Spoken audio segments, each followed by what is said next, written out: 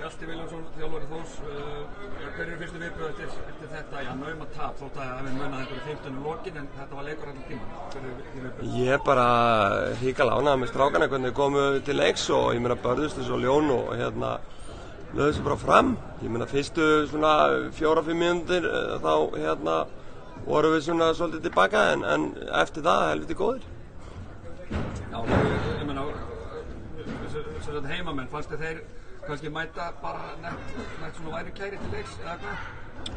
Sko ég svo sem var lítið að spá í þeim þannig sko en við ákveðum að pressa á þá eins og við hefum gert í senstu 2 leikjum og það svínvirkaði og þeir voru bæði að flýta sig sóknarlega og eins að voru í basli að koma upp boltan.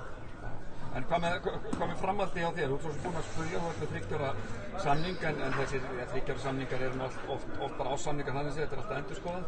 Er þinn vilji að halda áfram? Sko, vilji minn, ég vil endilega halda áfram þetta lið. Þetta er rosalega spennandi lið og allt það.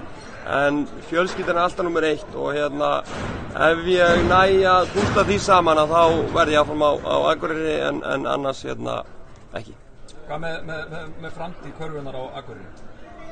Hvernig líst þér á hana? Sko, það er bara bjart framundan. Við eigum flotta drengjaflokk og síðan eigum við slatta af yngri flokkur sem eru bara þokkalega góðir og það er björt framtíð og menn hafa talað um það aldrei verið jafn bjart í rauninni eins og er í dag.